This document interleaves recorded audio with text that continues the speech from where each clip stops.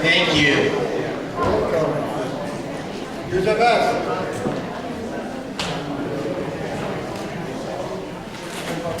The December 2017 meeting of Lehigh Valley Tea Party is hereby called to order. As always, I would ask that you join me in a prayer. As always, I forgot to press the button. You got all.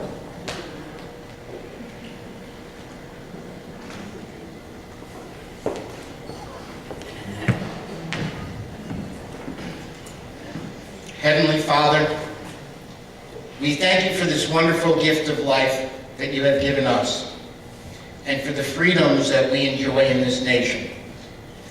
Father, we understand it is up to each of us to do your will, and to protect those freedoms from those who seek to deny us. We pledge unto you, and unto our brothers and sisters in this room, that we shall remain honorable, truthful individuals who will do everything possible to hold the freedoms we have and to restore those we've lost, for the benefit of our own lives and for the lives of our loved ones. Father, give us the strength, the determination, and the wisdom to not only fight this battle, but to celebrate victory. Amen. Amen. And if you would join me in a pledge.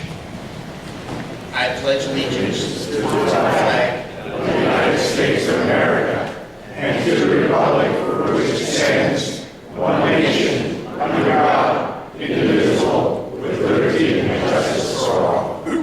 Thank you. Please be seated. So, you know, for the past few meetings, we've done the national anthem. And tonight we have a special guest, Milo Morris. I'm going to talk about him and a program we're doing with him a little bit later.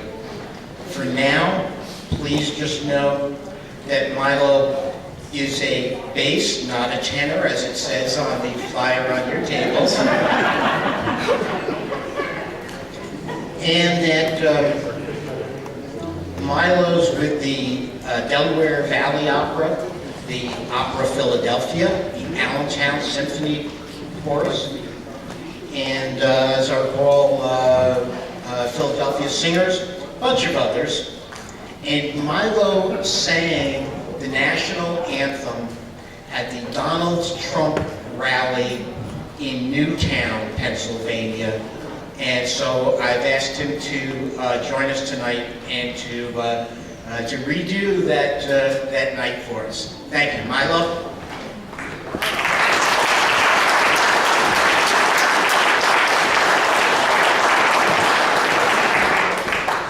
Oh, say, can you see by the dawn's early light what so proudly we hailed at the twilight's last gleaming, whose broad stripes and bright stars through the perilous fight o'er the ramparts we watched were so gallantly streaming, and the rockets red glare, the bombs bursting in air, gave proof through the night that our flag was still there. Oh, say does that star-spangled banner yet wave o'er the land of the free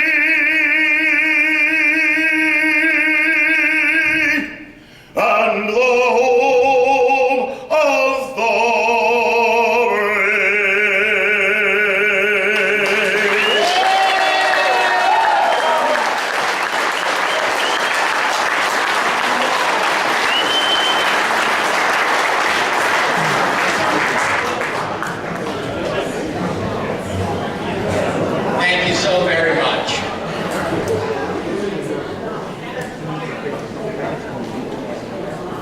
Okay, the agenda for tonight is a short one.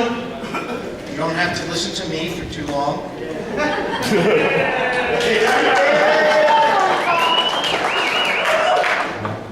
I have some announcements to do, and then we're going to go to our featured speaker. And after Chadwick, we'll have some final wrap-up stuff, and we'll break for our Christmas party. So, with that, announcements. Number one, if you have a cell phone, please turn it off or silence it, and I need to check mine. Don't be like Father Andrew.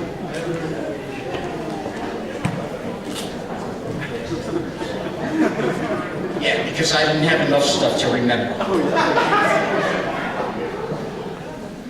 Okay. 50/50, I think everybody knows we're selling 50/50 raffle tickets. See Mo in the back. Normally we would draw at the conclusion of our meeting, but what we'll do is we will draw, to save some time, we will draw during the Christmas party. Also, gun raffle. See Bob in the back. As we've been selling for the past, or raffling for the past few months now, it's the same offering, nothing new, Smith & Wesson Performance Center, Shield in 9mm, the ported version, or a Ruger LCR with no chips, or $400 in cash. You get, if you win, you get one of those prizes, not all three.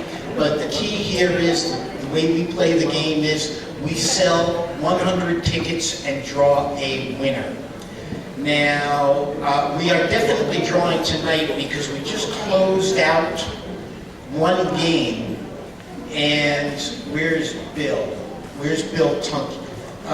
You were managing something. Am I supposed to say now about the 3 tickets? That's No. the next drawing. No. No. Okay, so I'll wait for some. When you do the gun. When you do the gun. Okay, gotcha. Buy some tickets, that's the point. 2018 name tags. Most of them are in the back. There's another batch that probably hasn't been printed yet, but and will be for next month. But most important, know that if you renewed recently or you joined recently, your 2018 membership card will go in the mail toward the end of the year. And there are membership forms on the table. Reminder, our membership runs calendar year, so it is definitely time to renew. You can renew online. Go to lvtp.org. If you're an existing member, up in the top corner it says member login. It's also on the left side menu. Click member login, and it's going to ask you for your last name, which I assume you know, and it's going to ask you for a password, which you probably don't. If you don't, look right below. It says, send me my password. Click there, and you have your choice. It'll send it to you as an email, or if we have a cell phone number for you on file, that's an option. It will send you your password as a text message. So there's no reason for you guys not to renew online. That saves us a whole lot of work in dealing with paper. Sign up a friend. We started as of December 1st, a new program called Sign Up a Friend. Most of you are familiar with the concept. It's running for December, January, and February. So the deal is you sign up a friend. That's someone who is not currently a member. You can't ask the person next to you, will you be my friend? And sign up somebody who's already a member. Someone who's not a member. What you do is you sign up a friend, and you will get a ticket for the gun raffle that you just saw. That we sell 100 tickets and draw winners. So you'll get, for every friend you sign up, you'll be entered into the current raffle. How you do that? Make sure you're a member. So if your membership has expired, make sure you renew. And make sure that your phone number is on your renewal form, whether you do the paper or you do it online. Make sure your phone number is part of the record. Then give your phone number to your friend. Tell your friend, go sign up. They can enter that phone number as a promo code or online, or if they're doing the paper version of the membership application, they write your phone number on the top. In either case, that's the key. The phone number is what ties them to you. We have your phone number on record, and they put your phone number, and that's what gets you your free entry in the gun raffle. Once they join and pay, then you'll be entered into the raffle and you'll get an email.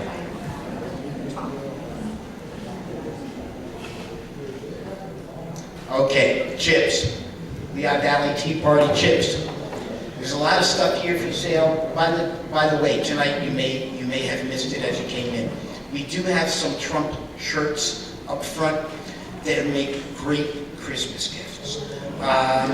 There are Make America Great mugs. Not a lot. There are only a few of each. There are a few extra large t-shirts. Do we have any extra large left? There's one extra large t-shirt left. The others are large. There are also Trump Make America Great flags there for $10. If you're short on cash, then go see Brian in the back with your credit card. He'll process a credit card and give you that denomination in chips. You take the chips and go around and spend them anywhere. Got it? Use them for merchandise, raffles, or donations in the bucket. The key is the chips that Brian is handing out tonight or selling tonight are good only for tonight. So please know that. You can't use them next meeting. They're only good for tonight. First time attendees. Is there anybody here for the first time tonight? My love. Okay. Oh, and a couple of folks up here. Thank you. Thank you for coming. There are sheets on the table that say, "This is my first time here." If you wouldn't mind, please fill them out and leave them on the technician table up front. What we do then is, at the board meeting, our following board meeting, we draw from one of those and issue one free membership.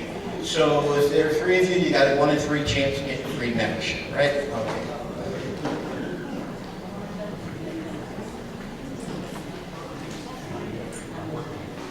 Okay, so let me spend just a minute on this program. These flyers are all on your tables. If you're interested, please take one of these with you. The story here is, without dragging you through too much background, I met Milo a few months ago, and we've gotten together a few times since. Milo's got a very, very unique approach to doing something here. Milo and an accompanist are putting on a show called My Father's Voice. Now I know first thing you're going to say is, that sounds an awful lot like Obama and Dreams of My Father. It couldn't be anything farther from that. My Father's Voice is the story of black men in America. But it's from a conservative point of view. And my immediate reaction was, this has to be an awesome way to get through to some of the people who we have so desperately tried to reach and can't. And so my thought was, why don't we partner with Milo and try to promote this show? The show is delivered through organizations like churches, senior centers, synagogues, youth centers. So they put on the show. What I'm suggesting is that we form a group of people who are willing to go and promote this show. The Lehigh Valley Tea Party itself will remain in the background. We're not a main player in it. We're just helping to organize and promote the show. I think this is a tremendous way to get through to people. And Milo, did you want to add something to this? Yes, what I really wanted to just to kind of summarize what the show is about in a nutshell is I do sort of trace the arc of African American history through music, from African folk song all the way up through various forms of music and ending with Broadway and opera. I incorporate stories about my father, my grandfather, my great-grandfather, and my great-great-grandfather. And through the telling of their stories, I'm exposing an arc of African American history that is actually about opportunity and success as opposed to victimization. Thank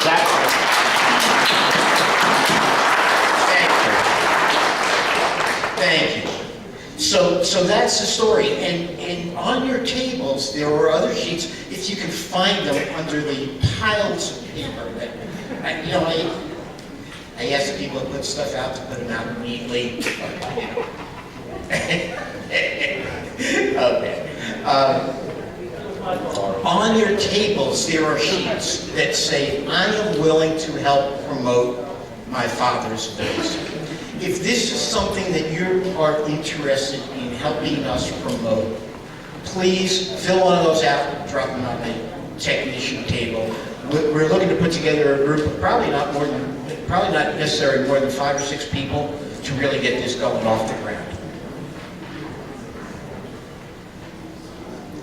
Treasurer's report. I would normally bring Dean up, but we're really pressed for time, so I'm just going to make a quick statement. As of today, our checking account balance is $20,151. Our savings is $254. We have pushed over the $20,000 mark. That is awesome. You people have been so generous, especially in the past year, with buying raffle tickets, buying 50-50 tickets, donations in the buckets, membership. And once again, I will make the statement, this is all about money and members. Our political power is directly related to the number of paid members we have and the amount of money we have, and we are building both in very rapidly, and we are therefore building our political power, which gives us the leverage to get things done. Speaking of which, we have bylaws changes. I don't want to go into too much detail, but I have to at least provide a summary. The changes were sent to members via email three weeks ago or so. They are also on the table, and if you can find them. Here's what the changes do. They create a new category of member called an associate member. These are individuals who receive regular emails, text alerts, or voice alerts, and who are not paid members. So these people haven't paid. They might come to meetings, they might come to rallies. They get our emails, they get text messages, they get robocalls, but for whatever reason, they just haven't paid. My opinion is, I really want to be able to call them members. I think for all intents and purposes, they are, except they haven't paid. And so I think the proper way to classify them is as associate members. I can tell you that if we change the definition in our bylaws, as of the moment we do, we will end up with approximately 1,700 people who are either regular members or associate members. That's suddenly a number that politicians will really respect. And so that's the biggest reason. And we've worked very, very hard at keeping our database up to date. That's why we ask you to renew online. That way we have all of everyone's contact information is current, and that's key. That goes to measuring our political power. The other changes are that The requirement for active status would be reduced from 3 events in the current or prior quarter to 2. In other words, as most of you know, in order to vote on bylaws changes for officers and so on, you have to be an active member. You can't be just paid. And that means making a certain attendance. And why was that done? That was so that we would not be subject to some sort of a coup from the left. The left otherwise could walk in here and buy a bunch of memberships and vote in a bunch of different people as leadership, take over the organization, and that's it. So this whole idea of active membership means we select we select board members by active member, those people who are involved in the organization on a regular basis, and they're the ones who get to do that. But I'd like to see that group a little bit larger. Right now it's limited to people who make 3 events every calendar quarter. And by reducing it to 2, that makes the group significantly larger. In fact, it about doubles the size of the group.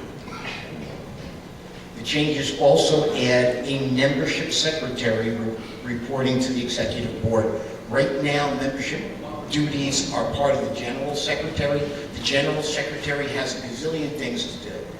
And so it's kind of buried. Membership responsibility is somewhat buried under general secretary. And I want to get it up visible reporting directly to the board because I think it's an extremely important position. The last change removes the membership duties from the general secretary and instead gives it to the membership secretary and changes the general secretary's responsibility from membership management to one of simply audit. So the general secretary is your checks and balance and gets to keep a watchful eye on the membership secretary. So with that, we need to take a vote. But only active members can vote. This is not a joke. Usually I get up here and you see me joke around and stuff. But I'm going to put up a list real quick of active members. Look for your name. If you're not sure, look for your name on the list. This is up to date based on check-in tonight. That's how good we are.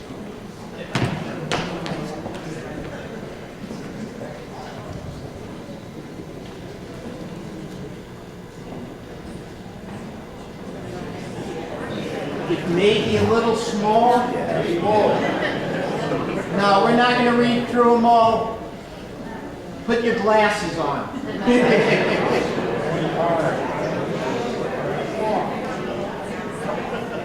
go too fast. I can't answer that at the moment. We'll answer questions later. No, you don't. I'm sorry, you don't. You don't have it. You're not paid.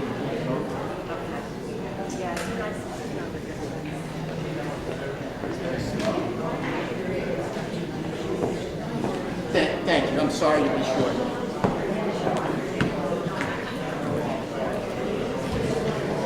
Okay, so there was a question that said, an associate member, don't they get the same thing then that a regular member gets? The answer is no. Regular members are paid. Regular members get to vote. Associate members can't vote. They don't get membership discounts or can't participate in regular member programs. They're just considered associate members. So with that, one quick one, and we have to move on. Yes, sir.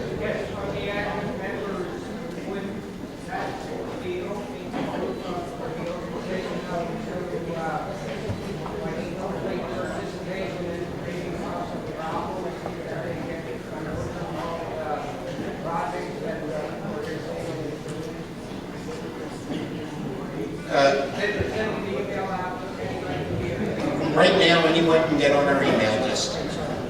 So no, it's not open. We're a wide open organization.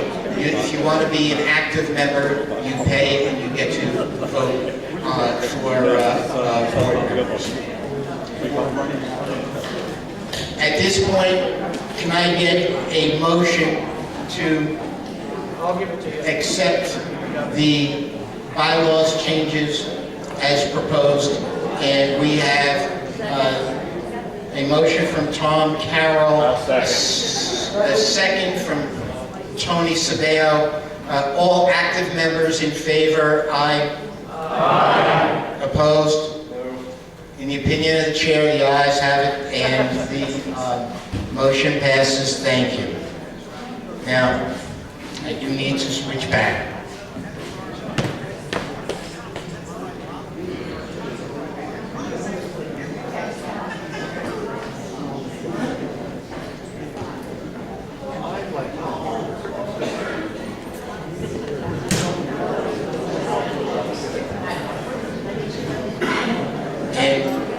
As you may have gotten a glimpse a moment ago, there is breaking news. I've been kind of holding it off, but I did get a phone call, even though my phone is off, it did vibrate. And this gentleman has been on hold, and he says that we all here really need to know this, so bear with me. And it's about, this breaking news is about, oh, Al Franken!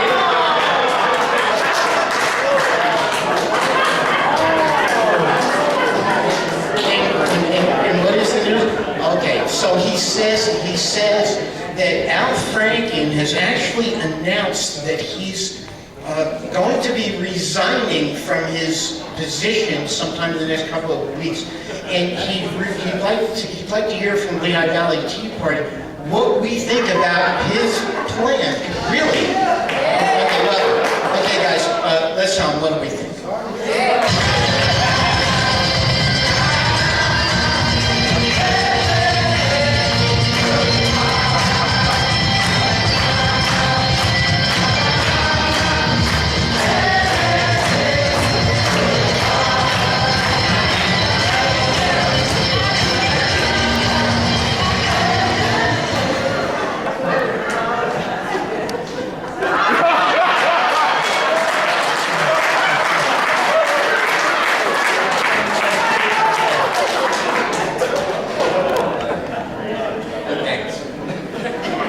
With that, I'd like to bring up Val Ferguson for an update on support the troops.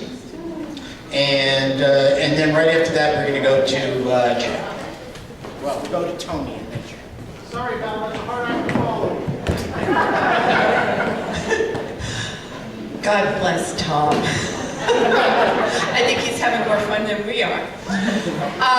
As you know, our troops are still deployed, and what Blair and I thought was going to be a little short gig has turned into going into our 8th year now.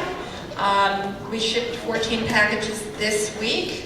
We're in like about 270 for the year. We average about 300 by the end of the month. We'll be close to it. Might not make it this month because we're short on names, so we rely on you people. Don't tell me they're not there. We just don't get the names. So I know you're short on time.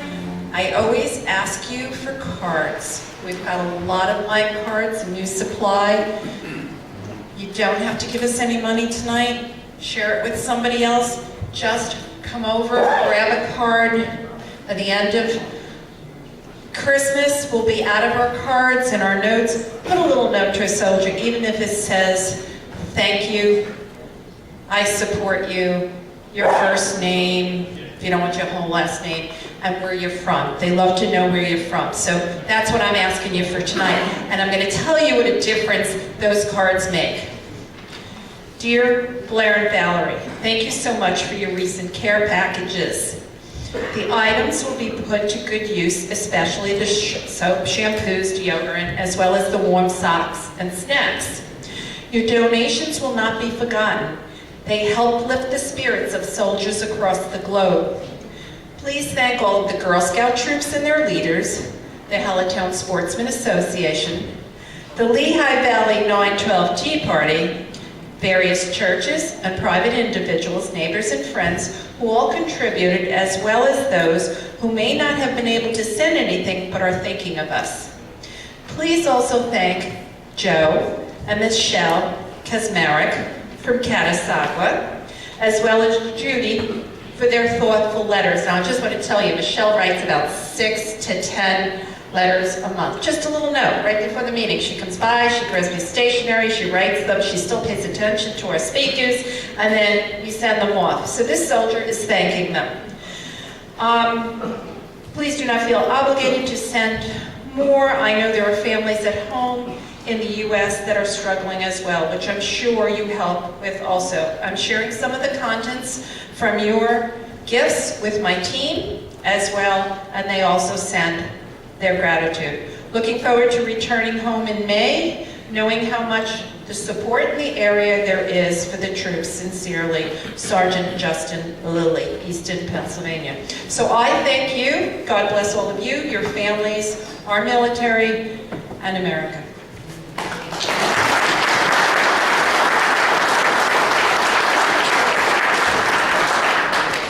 So what we're going to do is, I want to play a short video. It's only about a minute long, so that you get to see our celebrity who's here tonight with us on Fox. And then Tony's going to introduce him, and then we'll get to hear from him, and we'll be able to ask some questions.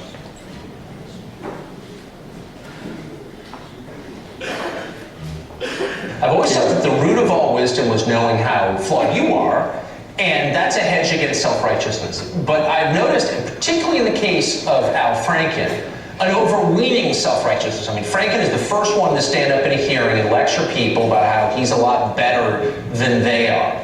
Do you see a connection between outward expressions of self-righteousness and people's secret personal behavior? Am I imagining that too? I absolutely agree with you. I heard someone say the other day, as soon as you hear a man call himself a feminist, you can start the clock on rape charges. I believe it was Miley Yiannopoulos who said that.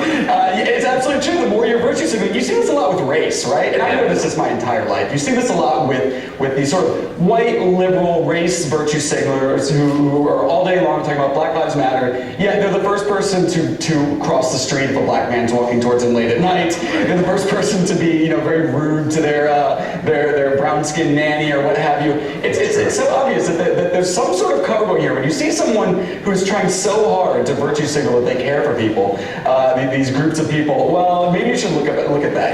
They need to collectivize people like that. It's true. I once asked Al Sharpton if he was a bigot, and he said to me in a moment of candor, he said, the only group I really don't like, white liberals, because they patronize me.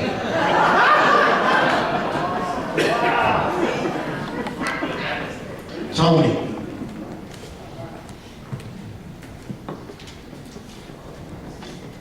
Good evening, everybody.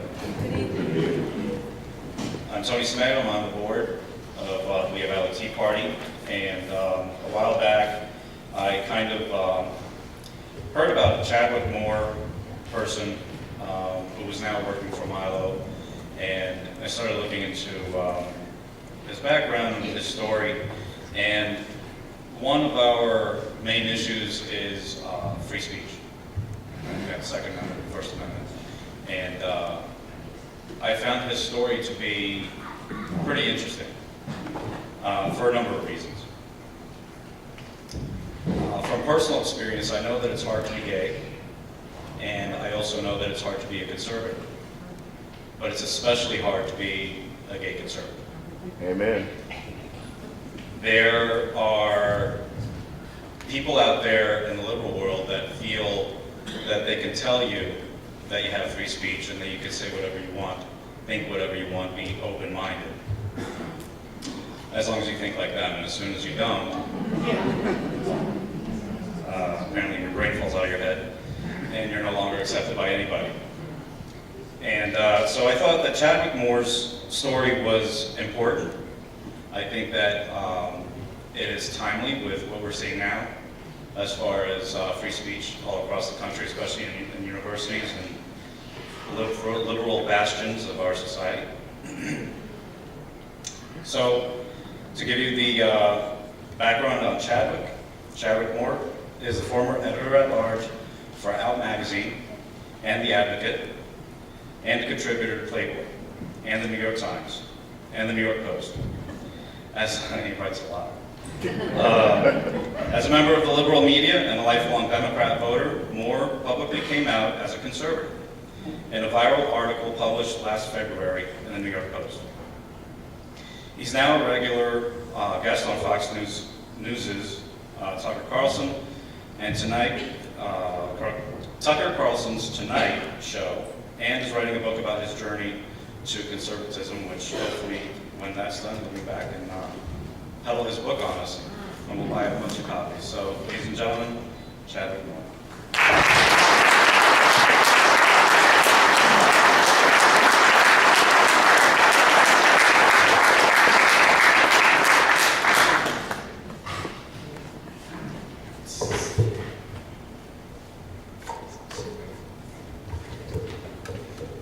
All right, thank you very much for that introduction.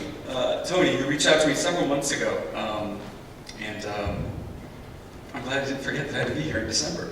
Thank you for Tom for helping set this up, obviously, and to the Lehigh Valley Tea Party for inviting me, for all of you for coming out. I was not expecting this many people to show up, so it's really nice to see all of you. Thank you. And to the beautiful rendition of our national anthem by Milo. No one took a knee. Isn't that amazing? I mean, I didn't see it. Maybe somebody did back there. I didn't see anyone take a knee. Did anyone? No. No? Wait, where am I right now?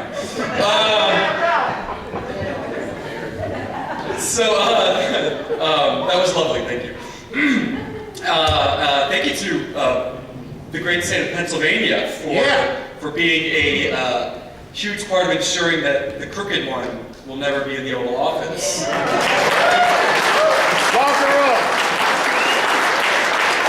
course, she could still run in 2020, you know. She could. Please, God, please let her run in 2020.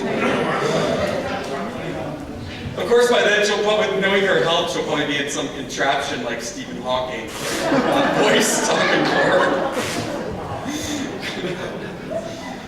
And of course, if you listen to CNN, you know, the average Pennsylvania had nothing to do with Trump winning this state. It was all the white suburban Philadelphia housewives. Remember that? And all the coverage was like, well, you know, if Trump wins Pennsylvania, because they're getting nervous because they knew that the polls are putting out were lies. Well, if Trump wins Pennsylvania, it's going to be the white suburban Philadelphia housewives. You know, like how many of them are there? Like they're just like carpet bomb zip codes of Stepford wives whose like racist husbands are programming them not to go and vote. It's like absolute insanity. It's still far better to be a white suburban Philadelphia housewife than a pathologically criminal, warmongering globalist stalking the woods of Chappaqua like Hillary Clinton. Jumping out and surprising hikers. I will never tire of making Hillary Clinton jokes. It's so funny because leftists will be like, why can't you just let it go?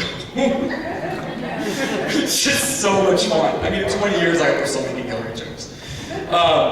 But the left, when they're not crying and begging you to stop making mean jokes about Hillary Clinton, they're completely losing their minds right now. As we all know.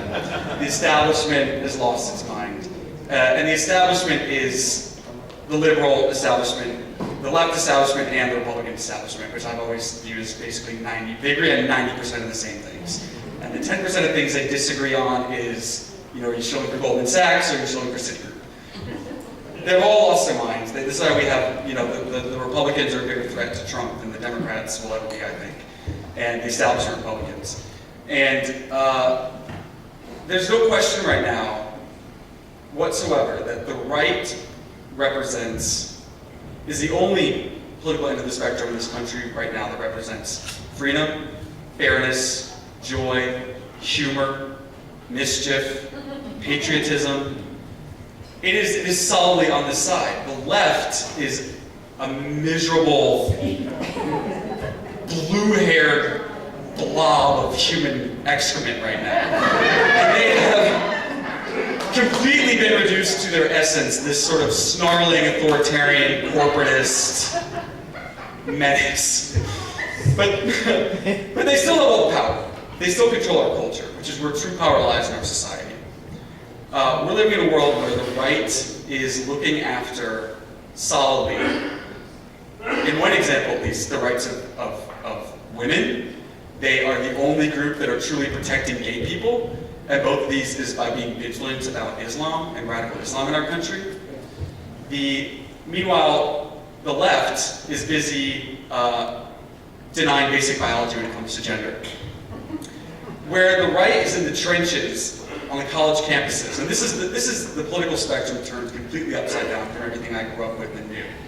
Right now you have the right who's in the trenches on the college campus defending free speech, making sure everyone has access to the First Amendment. Even if those opinions are odious, we still will support those people's rights to say that.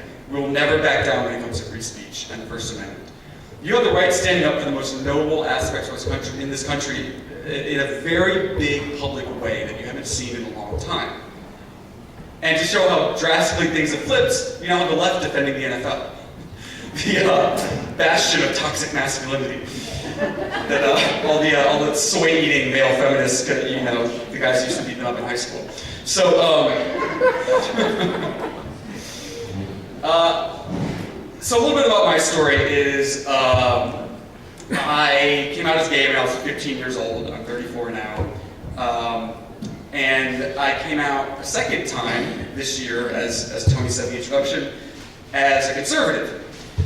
And let me tell you, it is much harder and more dangerous to come out as a conservative in New York City in 2017 than to come out as gay in a small town in the Midwest in 1999.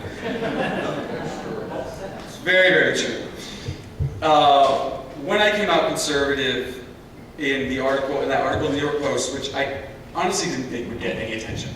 I thought it would get some attention. I just, you know, I can talk more about that later, but it went viral. I immediately lost my job. I was fired from the magazines I worked for, where I was on staff.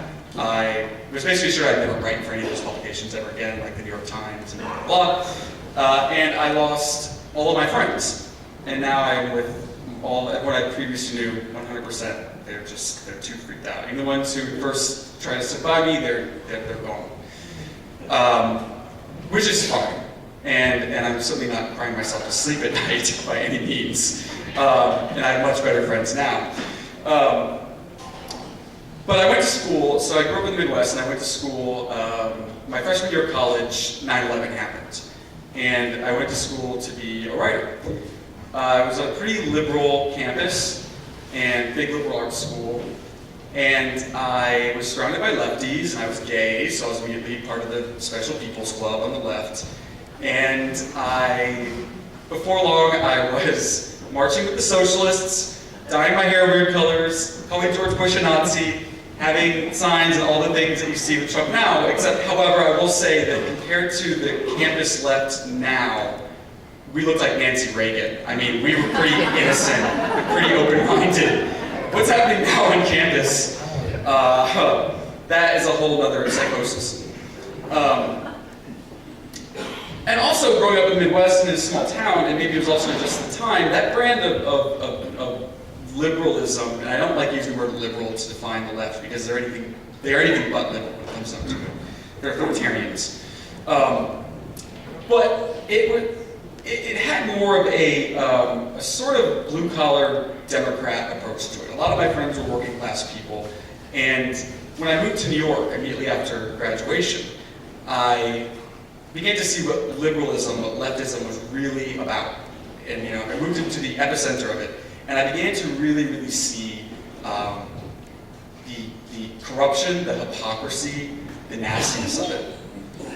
And after many years in New York hustling, you know, lots of aching disappointments and blood, sweat, and tears, after a few years, I was living my dream, and I was a full-time writer. And it's everything I always wanted to do. And I was writing for big magazines, and I was being sent all over the country and all over the world. And it was, you know, the pay sucks, don't get me wrong, because writers, don't do it. If you have kids or grandkids at school, tell them not to do it. But it was exciting, and I was really living my dream. It was what I set out to do. Politically, I'd always been aligned with the Democrats, and my world was all leftists. My professional world, working in the media, was all leftists. All of my friends were leftists. All of my hangouts, I was at like gay bars all the time, and of course everyone there is mostly left, or so you think. I know that's not the case. But the whole time I knew I didn't quite fit in, and I knew I wasn't like everyone else. I knew I didn't think like everyone else around me. And aside from being skeptical of I always think that aside from being skeptical of basic sort of leftist policies, like expanding the welfare state and, anything else you can think of, sort of identity politics, the things they try to implement, I always just knew that, I just didn't like the people, all that much. I just saw such smug, spoiled, lazy, mean-spirited, uncharitable, vacuous, navel-gazing idiots around me everywhere, who thought they were so smart, and I would see them making fun of conservatives relentlessly and trashing, Christians, and I'm originally from Tennessee, and I would always say, well, I actually kind of like those people more. I've always grown up around those people. I understand those people. But what everyone in this room probably knows, but only those of us who leave leftism, were once really strongly entrenched on the left, actually have a personal relationship with, is that leftism is an ideology built entirely on lies. It's built on lies, emotional manipulation, and intimidation. And that is also why I think for those of us who were once leftists have the potential to be some of the most fierce and fiery critics and agitators of the left. Mainly because we're pissed off. We have a personal vendetta against these people and what they represent. We're manipulated. If you've ever been really manipulated by another person, think of how badly you want to expose that person, how badly you want to get at those people. And if there seems to be this, you see it in people like David Horowitz and late Andrew Breitbart and other people who were once very much strongly on the left. It's this drive to really warn the world about them and to expose them, because we know exactly what they're up to.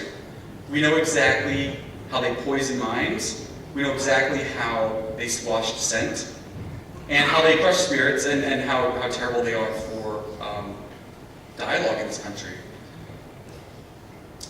People like David Horowitz, Andrew Breitbart, so many people, there are fewer people on the right, but it's increasing, who are true fighters.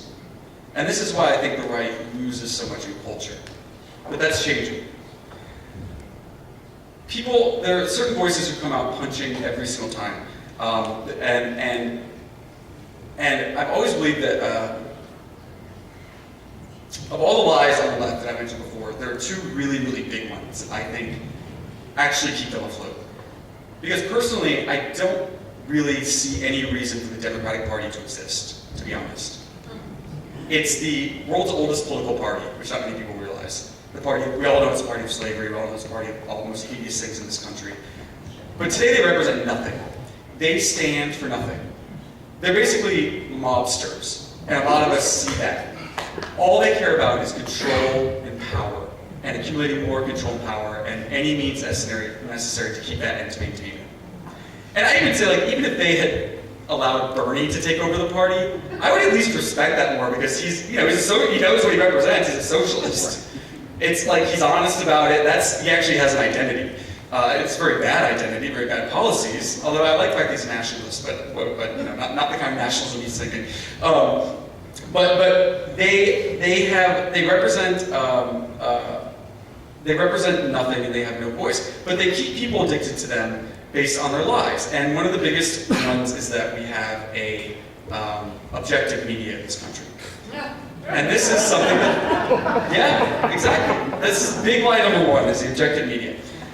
Now, as a former member of the media, and even going to journalism school, I was always very aware that the media was Democrat-leaning, and I was always aware that about 80% of journalists vote Democrat. I think the number is actually closer, probably 87 to 92. But I always believed that my colleagues were trying their best to tell both sides of the story, and were trying their best to be objective. And in order for people on the left or even moderates, I think, to truly understand conservatism, Trumpism, the Tea Party movement, the first thing that has to be dismantled is this belief that journalists are intelligent, capable people looking out for the nation's best interests, which they certainly are not. In my career as a journalist, there were several instances that this started to come tumbling down for me. There's one instance where I went to Russia to report on, this was 2013, before the Winter Games in Sochi, and there's all the news headlines about the treatment of gays in Russia, and how basically Putin was getting ready to round up all the gays and send them to concentration camps.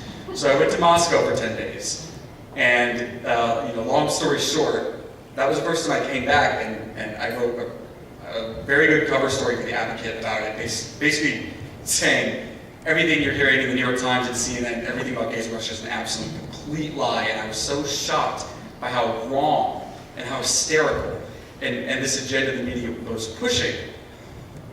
So since that story was when I really began to look at media differently. And then you can't unsee things like that. So I was going into several stories. Another one of the big ones was the reefer laws a few years ago. This was the Christian bakers and the Christian florists and these like horrible fags who were suing them because they wouldn't do their wedding cake or whatever. And you can laugh at fags, it's okay. You can definitely laugh at fags. And even then, I was totally, I worked for the big left gay magazines, the two biggest gay magazines in the world, and I was editor at large. I was still totally on the side of the Christians. And I was like, these faggots are ridiculous. Go to the baker next door. Like, are you insane bringing the ACLU down on Granny or bucket of dyed carnations? Because she's gonna she'd still sell you flowers, she still might be the arranger for your wedding. Anyway, I was also, and when I was working for these magazines, I was also on the ground in Orlando after the massacre at Pulse nightclub, which was the hardest story I ever had to report. It was heartbreaking being there. And I saw how the media and even my colleagues and my superiors were forcing me to peddle a narrative of gun control, and peddle a narrative of this is about homophobia, that the guy was a self-hating gay, and that's why he just happened to have a father who was a supporter of the Taliban, but he's actually a self-hating gay, and this is why he did this, because America is such a homophobic, horrible place, like Saudi Arabia or something. And, the fact that he pledged allegiance to ISIS or whatever on 9/11 had nothing to do with it. So these are instances, and there are several more that began to dismantle the myth, and by 2016, by the election, and especially by the summer of 2016, had completely destroyed the myth to me that the media was anything remotely honest, or even trying to be honest, trying to be fair.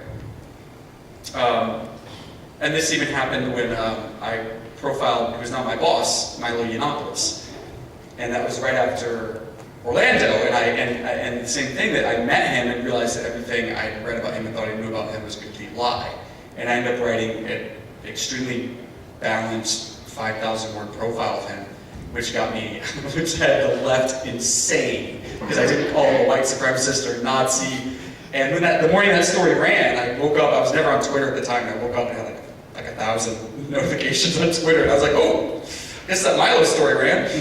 And it was all from leftists it was like death threats, it was everything you could imagine. And it was the first time when that happened, it was the first time I'd really been outside of, although spending my life hating liberals and being very skeptical, and this sort of progression toward what would eventually happen, which is to completely leave them and realize I've been on the wrong side all along. This was really the first time that I'd been thrust outside the liberal bubble. And I was watching liberals and my friends and people I know bicker and hate, and all this because I wrote a very fair story about Milo, and he did come out for or against him. This was in late 2016, and along that time I've been listening to a lot of conservative speakers and reading conservative opinions. And the whole time I've been thinking, wow, I've always thought these things. I've always felt these things, and it sounds silly now, but I didn't know that this was conservatism. Because I just had been so, you just think you know what it is. Like, yeah, I get it, small government, whatever, but they're so hateful, and they still don't understand that we need this and this, and they're all religious and bigots and whatever. But when I was actually reading conservative thinkers, and when you're on the left, you don't even know these people exist. You don't know that Andrew Breitbart exists. You don't know that Thomas Sowell exists. You don't know any of these things. A lot of lefties don't like the left, and I can speak from being in the trenches. A lot of really smart people on the left hate them as much as I did. But the second biggest lie is that, and you have this if you've been complaining to your friends about the Democratic Party, about Hillary Clinton, about, you trash them, trash leftism. I'd always have friends be like, well, yeah, I know, but what are you going to do, become a Republican? And then of course you're like, well, no. Hey, whoa, back up. No. I'm not going to become a Republican, I'm just saying. That's the other really, really big lie, is that the right is worse than the left. That no matter how much you hate the left, you definitely can't be on that side. And don't you even think about it, because these are the worst people on earth. Turns out, not true. I've been thinking all these things, but I still didn't know. I knew after the election, I was shocked like everyone else, but I wasn't upset, and I was sort of excited, and I was thinking okay, let's see what this guy's gonna do. I always thought Trump was really funny. I couldn't bring myself to support him during the election. I can't wait to vote for him in 2020, but during that time it was confusing process. And then, pass some law read as a third term. People really think he's a dictator. But after the election, I thought everyone would chill out, and instead the opposite happened, as we all know. And the left went into overdrive, and the media went into overdrive, and they completely lost their minds. And the breaking point for me, because during that time I was just I absolutely 100% know I'm not these people. But I don't know if I'm a conservative. I don't know if I can bring myself to call myself that. The breaking point was Inauguration Day, the day after Inauguration Day, and the so-called Women's March. When I woke up that morning and just sort of yawned, stretched, put the coffee on, turned on the TV, and the first thing I saw was these, male feminists in their pussy hats. Marching with, the one image was the shepherd fairy drawing of the Muslim woman in the American flag hijab, that poster. Do you guys remember that? That they're all carrying? I saw that, and I texted my best friend Kate, who doesn't talk to me anymore, and I said, I'm done. I know I'm a conservative. I'm not these people. I've got to speak out. And she's like, oh, come on. I'm like, no, I'm serious.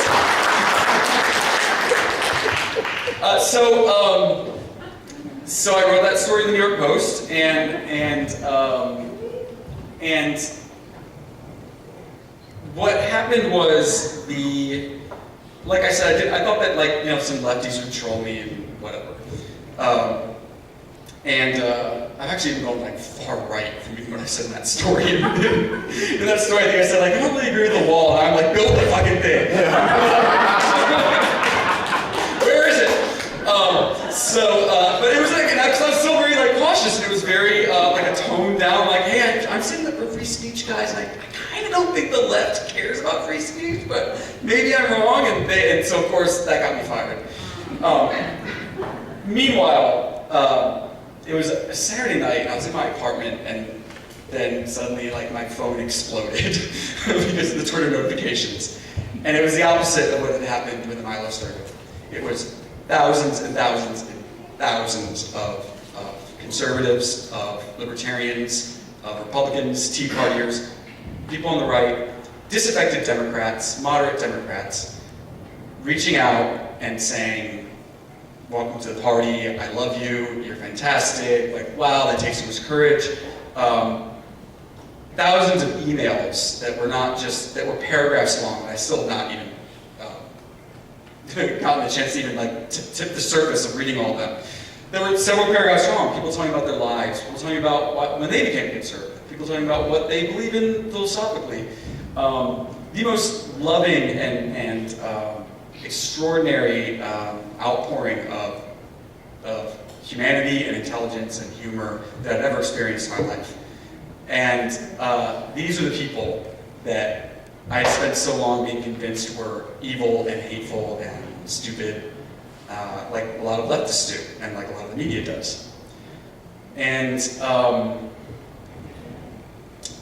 earlier when I mentioned how so much of politics has been flipped on its head, this is no truer than when it comes to young people. For young people today, the terms right and left, the traditional Democrat-Republican, really don't apply. The terms are basically meaningless. The way young people look at the political spectrum now is one of essentially authoritarianism and freedom, libertarianism. And the Republican Party has failed young people for generations because they've simply ignored them. And maybe that's because they felt they're a lost cause, or the left has too much of an enticing appeal for them. Young people, it goes without saying, are plugged into culture. This is what they care about. And as Andrew Breitbart famously said, all politics is downstream from culture. The Republican Party gave up on culture a long time ago. They've abandoned it, leaving the left to completely and utterly dominate. And they have dominated. They still do. They control academia, they control Hollywood, they control the media, they control art, they control fashion, they control anything you can think of that relates to culture. And they control our establishment politics. But this is not going to end anytime soon, I don't believe, the left's domination on culture. But if you look at what's happening now, we don't have a career politician in the White House. We have a cultural figure. We have a right-wing cultural figure in the White House. And the media will never, ever, ever admit that Donald Trump won thanks in a huge part to a youth movement. He won in a huge part thanks to very young, very mischievous internet cultural warriors, or trolls, as we all know them. And he's a troll. And trolls is not an insult, it's a compliment. Trolling is an art, actually. It is. Miley Yiannopoulos, my boss, has a chapter in his book called, I think, The Art of Trolling, and it really spells it out really nicely.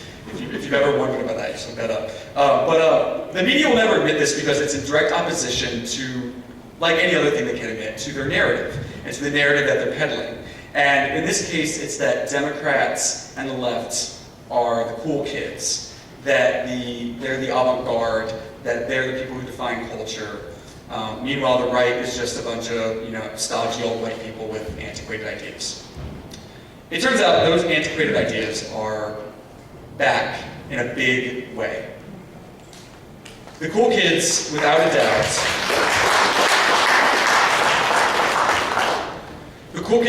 doubt, are Trump supporters.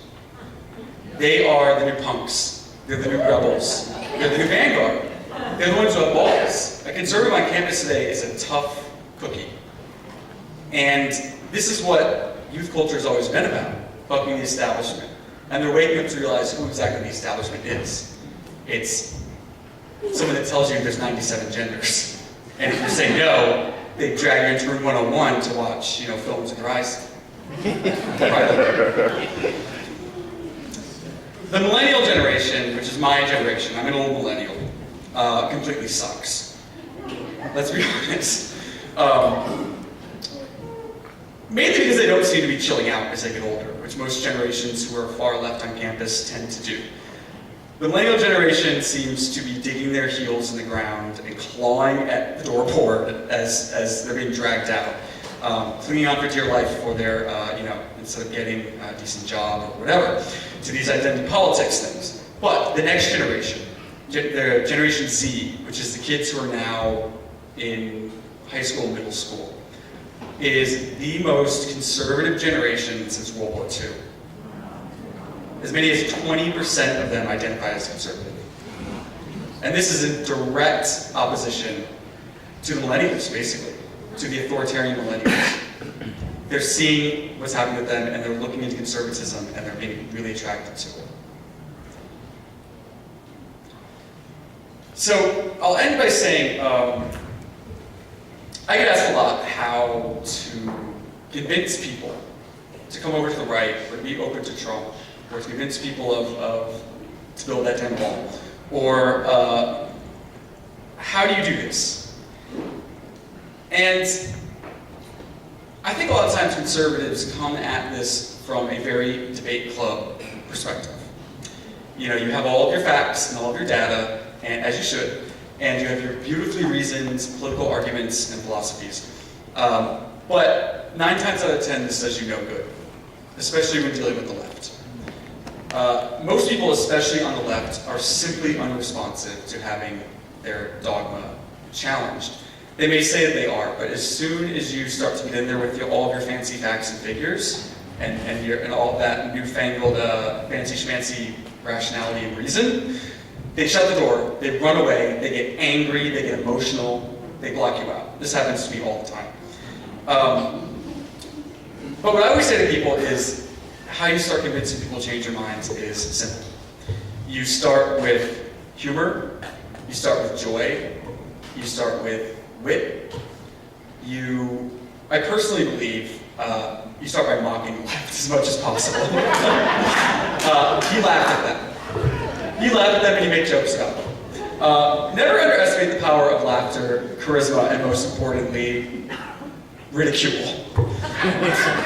Because the one thing that authoritarians and control freaks and those who hold power over us hate more than anything is being laughed at. And when you do laugh at them, they reveal who they really are. If you look at CNN, whenever Trump tweets about them, they lose all sensibility and do things that could probably get them in legal trouble, like trying to dox a person for making a cartoon about them. So I always say be funny, be joyful, and when it comes to the younger generation, because I was asked to sort of speak about them specifically, the younger generation doesn't want to read the National Review cover to cover. They want to watch Milo crack fat jokes about feminists. And the younger conservatives understand this. If this is something they understand, is if you can never for a moment, another thing they understand is you can never for a moment let the left, the media, and your enemies determine the parameters for battle. They do this all the time. So like the other day I was being interviewed by a reporter from the New York Times, and he said to me, you know, he's doing a story about gay Trump supporters, and he was just so like, well, what anti-LGBT policy would Trump have to pass in order for you to abandon him? And I said, well, that's easy. Import 1 million Muslim migrants into the country. That's the most anti-LGBT thing I can think of. I'm not supportive of that. Of course, that's not the answer this New York Times reporter was looking for. He was looking for me to say, like, well, if he put us into camps or whatever, you know. But the thing is, why I bring that up is just that frame of question. Just that, well, what anti-LGBT policy suggests that there's some basis for it or that it's impending. The left does this all the time. They'll immediately ask conservatives about something about racism. That is them defining the parameters of debate. That is them saying, you're coming into our house and playing by our rules. You do not let them play by their rules. Plenty of other conservatives in that situation, if the question had been, what racist policy would Trump have to implement? You know, they would say, well, if you were to take away, what? No, you say, no. First you tell me what's racist. You have to stop letting them play the game in their field. That is so important. And the young generation is really catching on to that. And they're not letting them do it.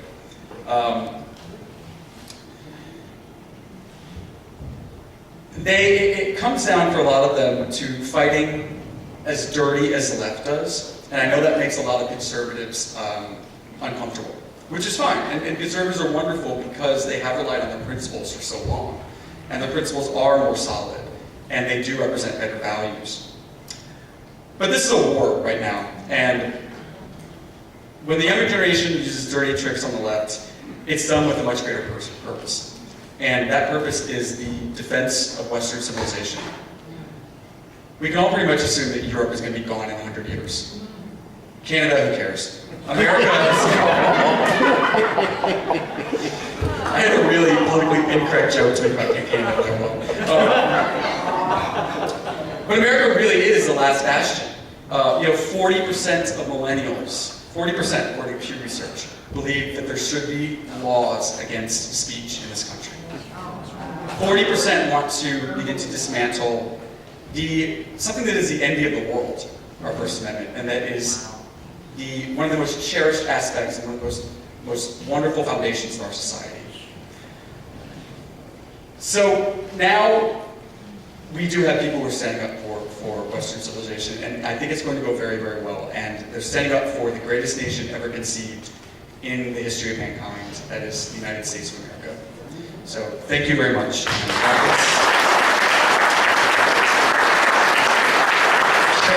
has agreed to take questions.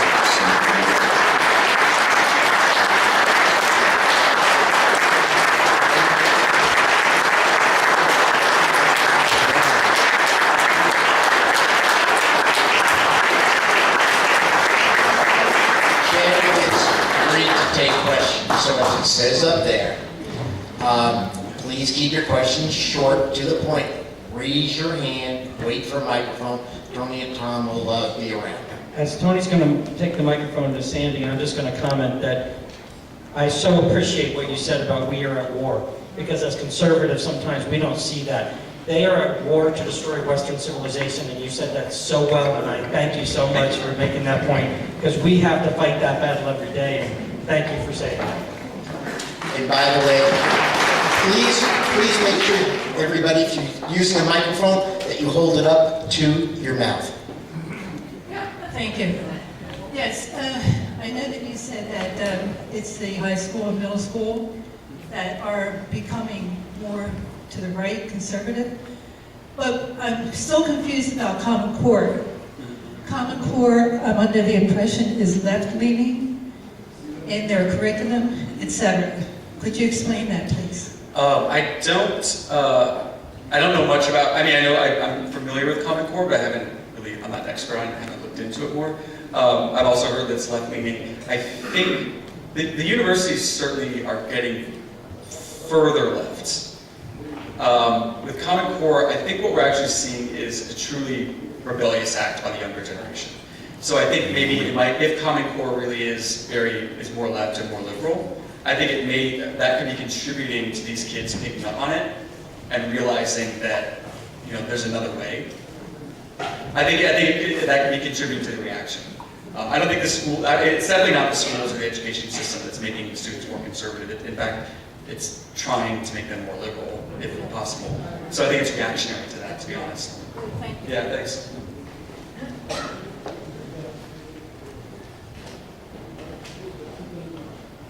Hi, thank you for being here. Thanks for coming. Common Core, I'd love to give you information. It's data collection. They're sharing data of children and families. We need to get to the young people to stop the data collection. You will stop Common Core and get back to a standard test of 30 questions everybody takes written. That will stop Common Core. So I'd love to give you information because the young got to know what they're doing with the testing, which is indoctrination, data collection. And I'd love to give you that information. Sure, yeah. Thanks. I got it.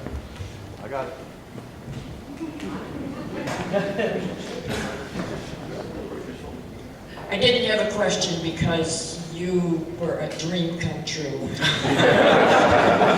However, she made me think, what are young people reading? Where are they reading? Where can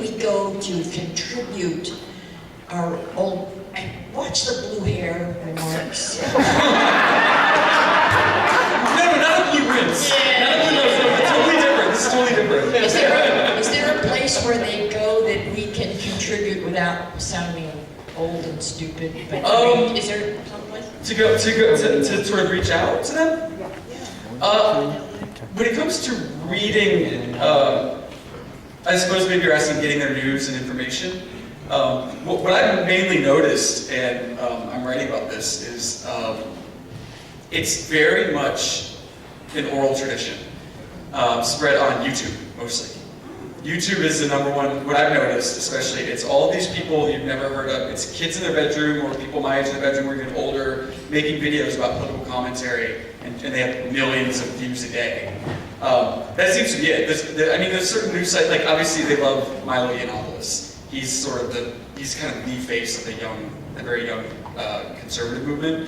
But yeah, it's a lot of it on YouTube. It's videos on YouTube. I've noticed a lot. Yeah. Mm-hmm. Yeah. Of all the people that you work for in publishing and throughout the media, do you find that the heads of those organizations are, I won't say liberal, because I've had liberal friends and we could agree to disagree, and those are liberal people. I found that the people that head these organizations are far left Marxists that really just feel coveted by having the power over everyone else. From your observation and your interaction, do you think they are really Marxists and leftists rather than being just liberal? That's a great question, and it's a question that I think about a lot, to be honest. So if I think of, with my experience, I was never really dealing with the head of the New York Times or something. I deal with my local editor and, very, very small. I wonder because I want to stop short of, I think it's a complicated question with a complicated answer. I always think like, okay, is CNN really like a bunch of Marxists, or whatever they are? And the answer I could have come up with is no, I actually think with CNN the case is they made a business decision to be anti-Trump. I think they're trying. I think it's business. I think it probably is a lot of business decisions in line with maybe some ideology. I think that the fact that most journalists happen to be left and are now being pushed further left by Trump, and unashamedly so, that's probably fueling it. But I don't know, I can't really, it's difficult to say if there's some sort of Marxist cabal or conspiracy theory in media, or if there's a lot of things going on that are influenced by that. It's really difficult to say. My personal experience has been, I have a funny, one of the magazines I work for, I had a really close relationship. My boss and I would agree a lot on political correctness issues. We'd roll our eyes, and he was the head of this magazine, and we couldn't believe all this insanity on the left, and he was a gay guy too. And then as time went on and more millennials got into the office, he became petrified of them, and they basically took over. And it was to the point where some millennial had some ridiculous story that I just ripped apart during editorial meetings. He went to some story about sexual racism. And if you don't want to have sex with people of a certain race, you're racist. And if you only want to have sex with people of a certain race, you're also racist. And if you're a white guy and only wants to have sex with black people, then you're really racist. It doesn't make any sense. Ripped him apart during an editorial meeting. Went over to the boss later on and was just like, "You're not going to publish that, are you?" And he said, "Well, and then of course he did, because he was so scared of the millennials in the office, crying and rising up. So I think there's something with that too. It could be that. Yeah. Thank you for asking the question. Last question. Hi, with your wisdom, what would be a good tip to counter these pro-abortionists? Oh, that's a good one. Put God back in our school. Well, We'll eliminate that. I think that you can ridicule them by being science deniers, because there's really no way to deny that when life begins. They try to do this, when the 6th neuron attaches to the 7th neuron, then you have a baby that you can't get rid of, and it just happens to be 8 months along or whatever. Abortion's tricky. One thing is that you could ridicule them for being so hateful towards pro-life people, for saying that pro-life women are, self-hating and misogynistic. Another really great tool when battling the pro-abortionists is just to bring up the history of Planned Parenthood and Margaret Sanger, that it's black genocide. That, I mean, the black genocide argument, just like they have nothing to say when you do that. And then of course, you know, I think it's just letting them see how there's no other way to look at it other than murder. They don't really have an argument because it's basic science. How can you? This is when life begins. I mean, that's the debate. And also, no conservative in this country is at least with power, is trying to make abortion illegal right now. Essentially, now the big argument is we don't want to pay for it. We don't want to pay for it through Obamacare. We don't want to pay for it through this and this and this. That's extremely reasonable. So if they have a problem with that, you know, if they're trying to say, you're trying to take away my rights, no. The argument now is we're not paying for it. I think start there is a good place. How can you lose that argument, you know? Yeah, thank you very much. Thank you to everyone. Thanks.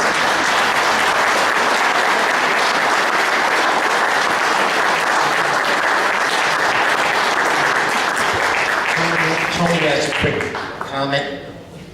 Since we're on the topic of abortion, we just got a news flash that the Senate has opened an investigation into Planned Parenthood selling baby parts. Yes.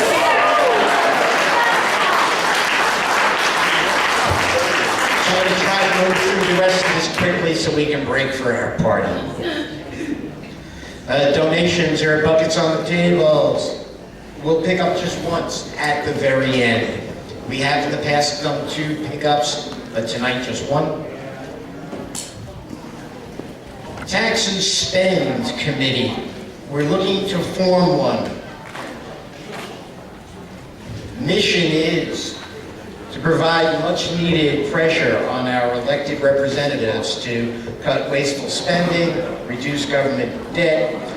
We'll engage residents, students, other activists, of course, organizations across the political spectrum. Education, dialogue, planning, action. Takes surprisingly small time investment.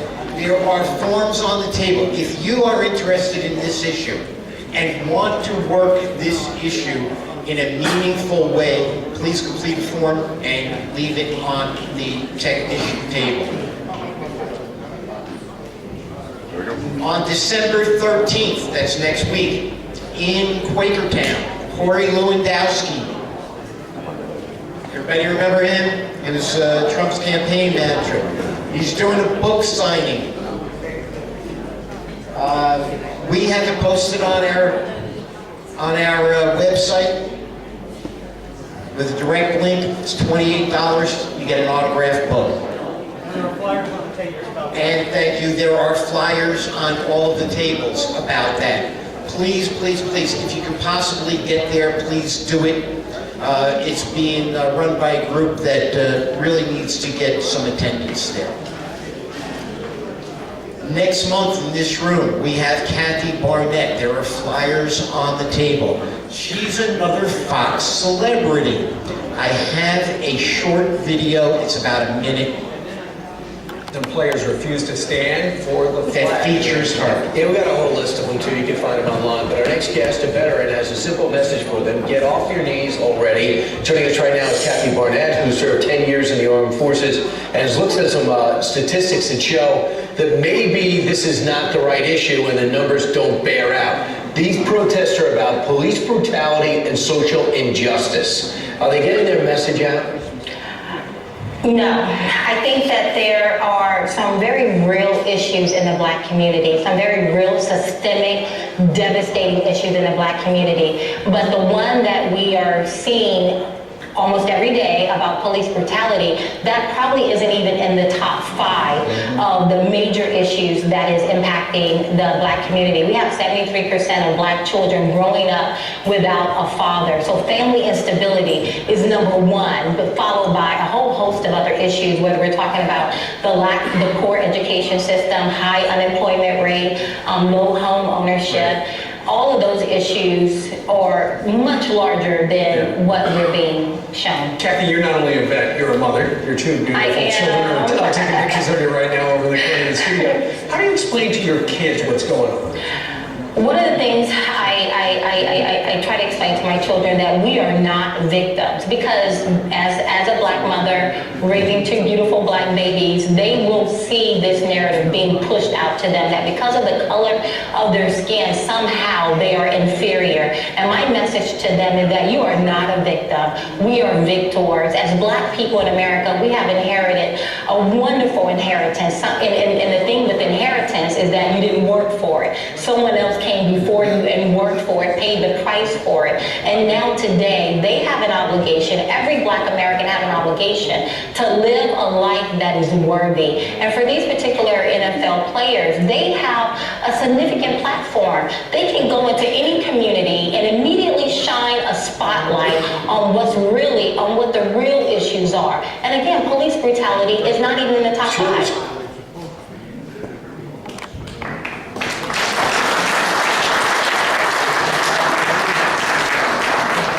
Kathy's a good friend. She'll be here next month talking about these issues, and we hope you will join us.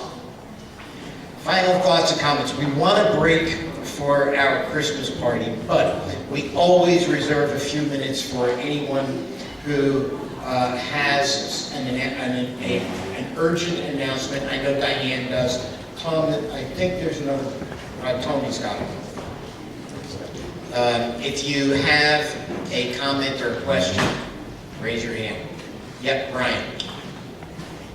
Real quick, here we go. Real quick, just wanted to let everybody know, back over here, Kyle McFadden is working for Scott Yolinger. He's back there signing people up. If you want to help with the campaign, we really need, he's the guy. He's the one who supported Trump all the way. Here he is. And so he's running for the 15th district, so really need help to get back there. Thanks. And Diane has a question.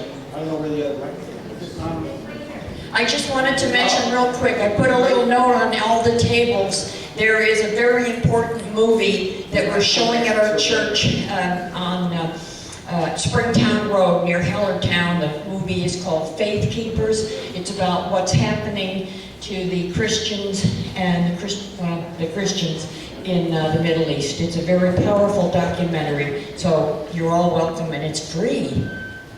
Thank you. We have one other over here. Okay, before I'll walk it over there as I do, I want everybody to thank Tom Campione for everything that he does for this Tea Party. I know he didn't want me to say that, but the amount of time and energy he puts into this, and the impact that we have had because of his hard work and a lot of other people, we have impacted things. We are making changes. We are in the wet battle, and thank you, Tom, for all the work you do. It's only because I don't have a life and I have nothing else to do. Hi, my name is Mike Israel. I run a pro-life group in the Lehigh Valley, and we are having a Christmas party December 16th at 6 p.m. with a speaker from Silent No More. That's going to be in Northampton. It's going to be at Queenship Church on Newport Avenue. December 16th, starts at 6. Concerts at 7:30, speakers around 6. Thank you. Thank you, and thank you for coming. Anyone else with anything absolutely pressing, because you're standing between us and the bar? Please stay for our Christmas party. We've got some food coming. And